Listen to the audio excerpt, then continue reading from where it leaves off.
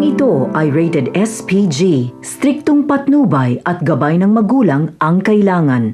Dahil sa utang na loob ng natitirang miyembro ng Red Phoenix na sina Angkong at Roy sa grupo ni Lucio, ay isinama na nga nila ito sa kanilang hideout upang magkabayaran at mabigyan ng trabaho ang mga ito.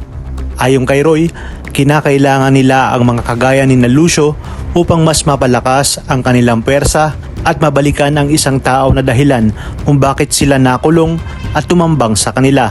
Hindi naman alam ni Lucio at Edwin na kaalyado pala ni Ramon sina Angkong at Roy. Sa pagdating nga nila sa kanilang hideout ay inilatag na ni Angkong at Roy ang kanilang plano.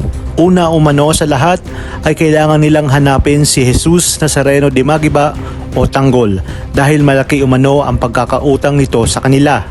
Ayon kay Angkong, kailangan maihatid sa kanya si Tanggol ng buhay dahil gusto niyang siya mismo ang pumatay dito, na siya namang ikinagulat ni Lucio, Edwin at ng mga batang tondo. Dahil lingid sa kaalaman ni Angkong at Roy ay kilalang kilala ng mga ito ang tinutukoy ni Angkong. Sinabi ni Edwin at ng mga batang tondo na kilala nila si Tanggol at malaki rin ang atraso nito sa kanila dahil maraming beses na nila itong nakabangga sa Quiapo.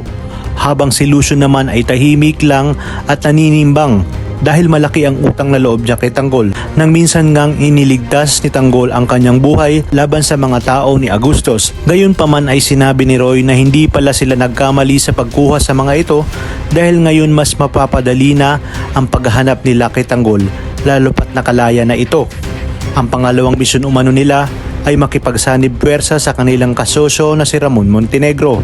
Hindi alam ni Edwin na si Ramon Montenegro pala ay si Albert Trias na kanyang bayaw at napangasawa ni Mokang hanggang sa dumating nga ang araw na tinawagan ni Roy si Ramon at sinabi na nakatakas na sila at may mga taong tumulong sa kanila. Sinabi ni Roy na kilala niya ang tumambang sa kanila at ito nga ay si Jesus Nazareno de Magiba alias Tanggol na kalalabas lang umano ng bilibid at ito din umano ang nagnakaw ng kanilang pera na dapat sana ipambayad kay Ramon, na siya namang ikinagulat ni Ramon at tinanong ulit si Roy kung sigurado bang Tanggol ang pangalan na tinutukoy nito. Sumagot naman si Roy na sigurado siya at dati nila itong delivery boy kung saan nakuha niya nga ito sa Quiapo.